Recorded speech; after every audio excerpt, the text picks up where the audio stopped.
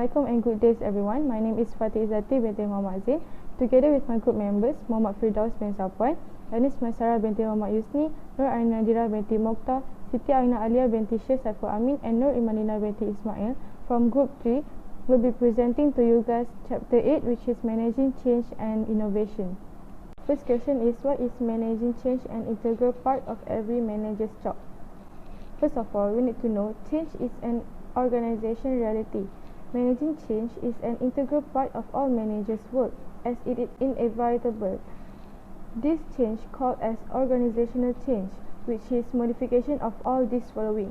First is structure, which is include changes to interaction between authorities, coordination, mechanism, centralization degree, employment design or related variable in organization structures. Secondly is technology.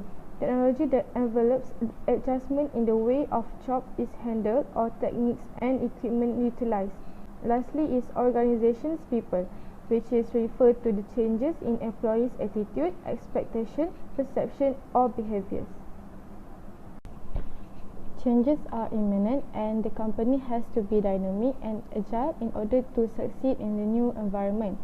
If an organization as a whole is unable to sufficiently manage changes, the result can be detrimental to the company and causes stress and unnecessary work.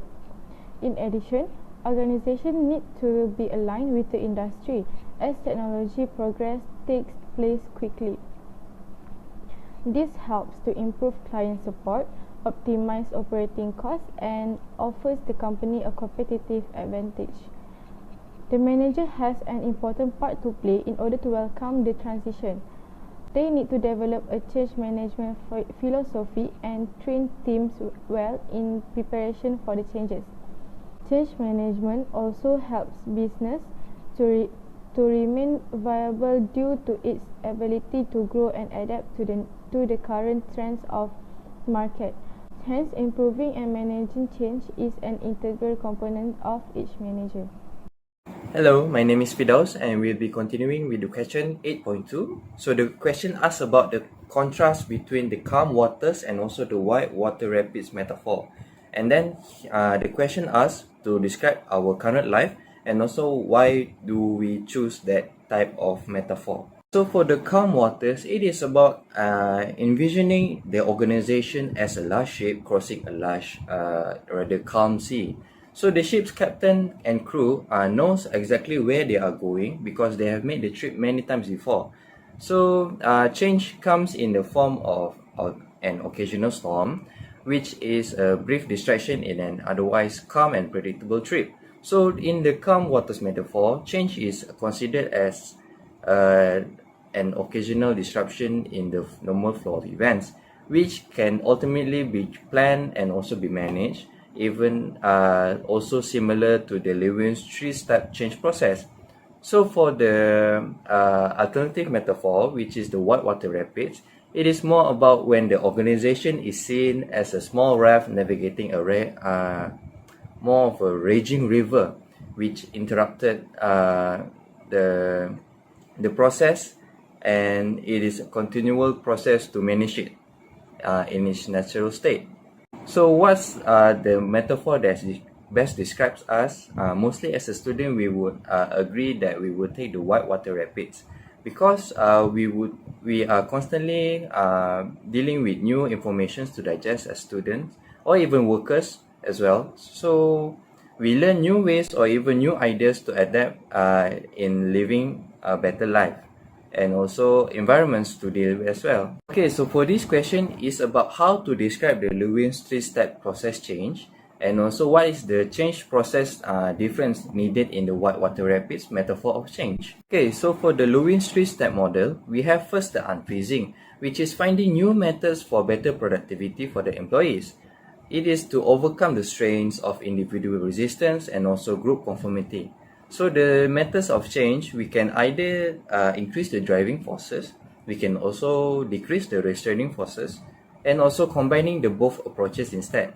So for the change process, which is the second one, it is about changing thoughts, feelings, or behaviors, or even all of them for the people in order for more productivity.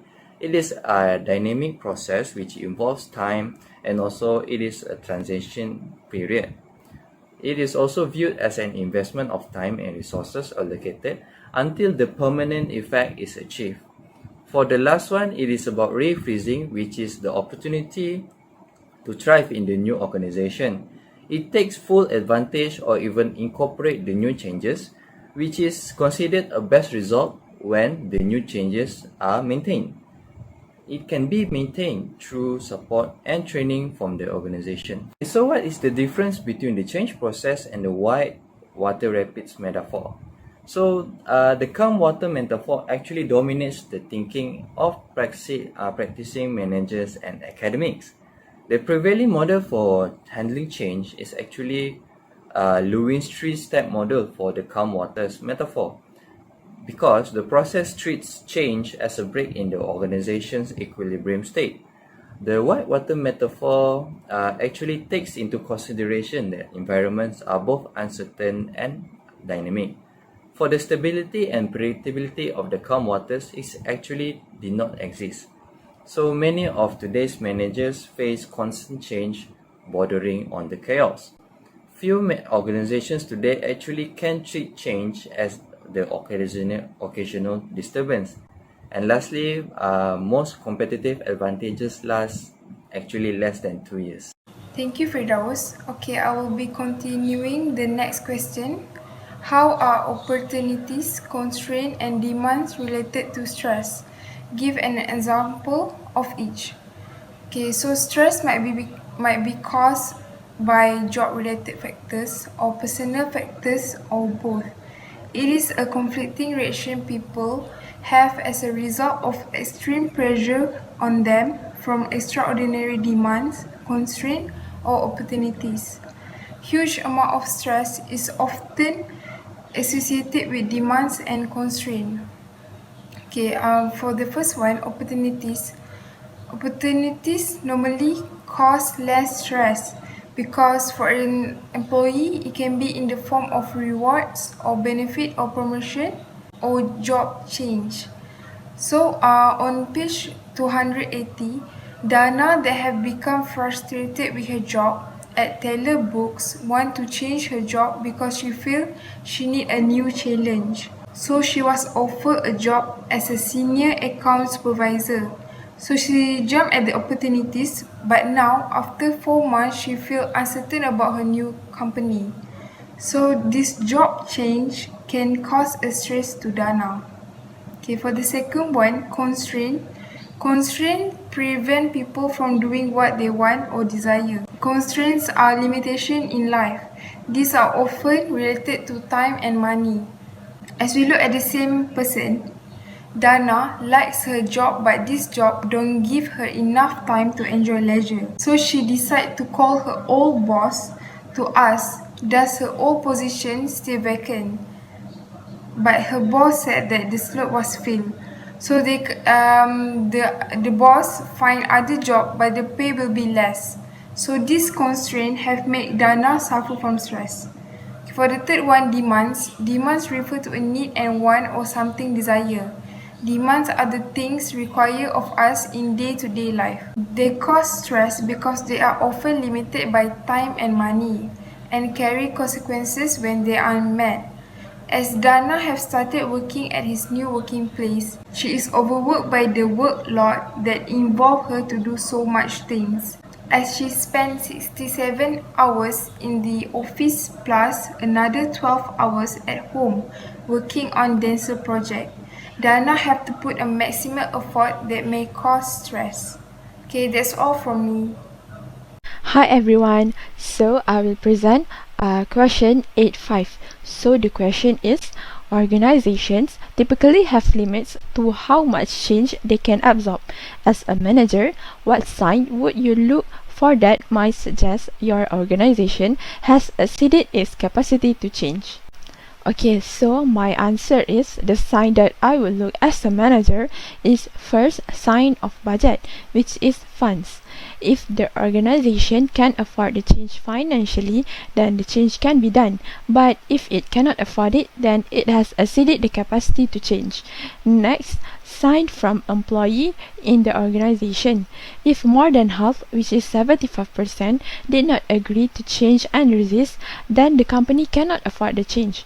If there is an increase in resistance, then the organization has exceeding its capacity to change.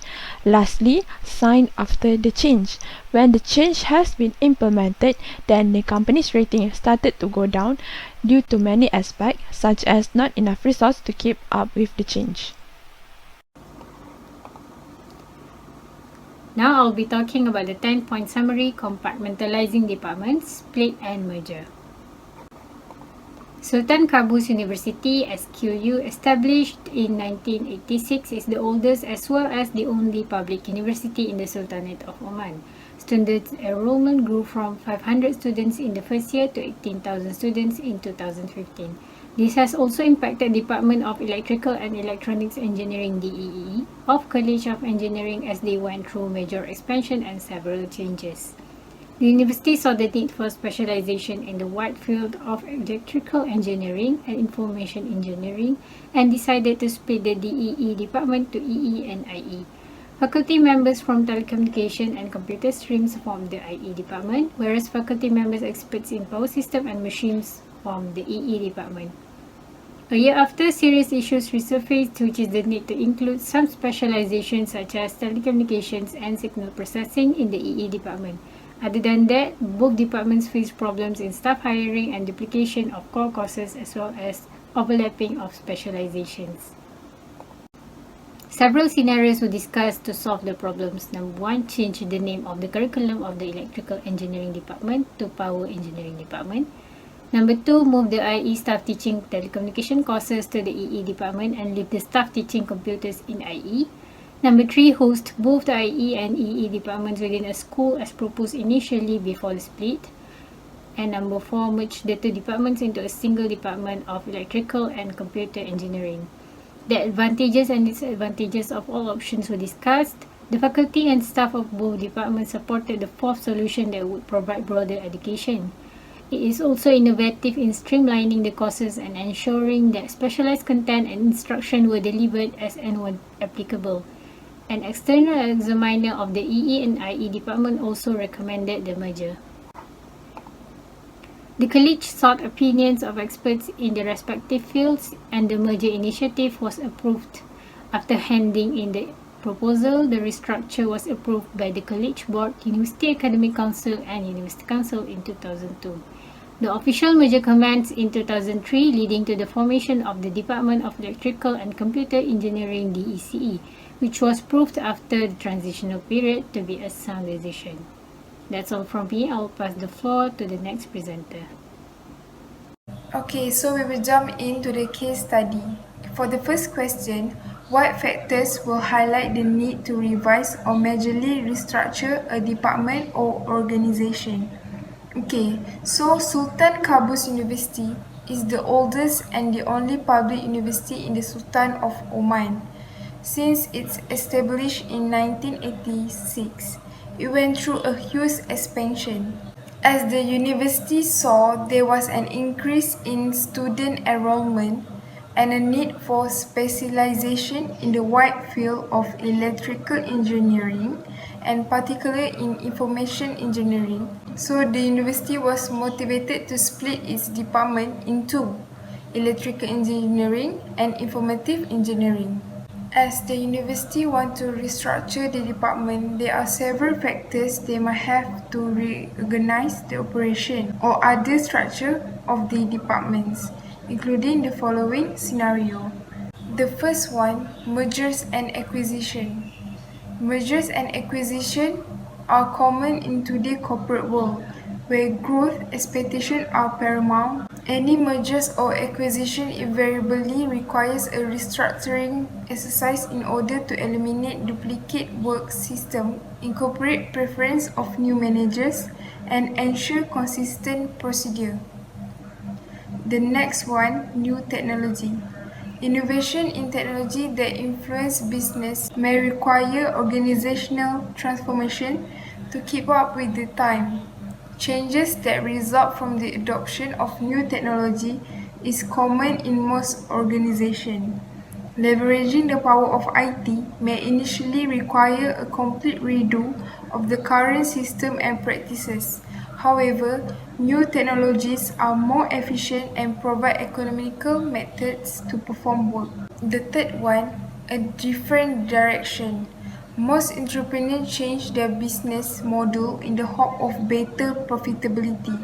This shift requires a rethink of the current business and the need for proper organizational restructuring is imperative. The fourth one, changing business environment. The business world always will be a dynamic environment. There isn't much that the player can do rather than enter it. Company may shift focus and go through a restructuring process to remain in business. This implies to our case study of the university. The last one, new methods of operation. There will always be the entry of new methods into operation. It is crucial for a company to respond and adapt quickly to these changes. These changes may requiring a restructuring for a large-scale organization. For example, new departments, management, and leadership style. For this case study, it implies to the new department. That's all from me. I will pass to Anis. Next, I will present question 815. The question is, the case mentioned that there were some motivation of change agents too in the split and the creation of school. In your view, what do you think could have been the internal factors that motivated the change agents? Okay, so my answer is the internal factor that motivate the change agent is overlapping the skilled people. As you can see in the case application, the university was increased in student enrollment and costs overlapping among the members. They want to split because their members can specialize in their own department, which is electrical engineering EE and information engineering IE. Their prime objective is to establishing a school of electrical and information engineering. So the internal factor is overlapping the skilled people. Hi, my name is Nur Ain Nadira and I will continue with the next question. Why do you think the third option was rejected? So let us recall what was the third option. The third option was to host both IE and EE departments within a school as proposed initially, DEEE, before the split. Based on this, the Department of EE will offer a degree in power engineering only. In my opinion, the third option was rejected because it could be disappointing for the students to study another major according to their interest, which is computer engineering. On top of that, staff who were teaching computer subjects initially could be expelled due to absence of the subject in the new degree offered. And lastly, the new degree offered would only focus on electrical engineering and could not broaden the education to other branches of engineering. For the last question, in your opinion, why do you think the fourth option was implemented? The fourth option is to merge the two departments into a single department of electrical and computer engineering. The two departments is related, which electrical engineers find innovative ways to use electricity, electric materials, and electrical and magnetic phenomena like radio waves and signals to make people's life better, while computer engineers design computer systems, both hardware and software, to create a new technology and meet new societal needs. Hence, both departments study the inner working of computers and both study hardware as well as software aspect of computer systems. They can provide each other quick ability in order to promote new technologies. The merger should provide more competitive recruiting power to attract both departments to enhance the learning environment and interdisciplinary. By merging both two departments into a single department of electrical and computer engineering was creative in terms of guaranteeing that advanced material was used and standardizing the courses. That is all from us. Thank you for watching our video and have a nice day.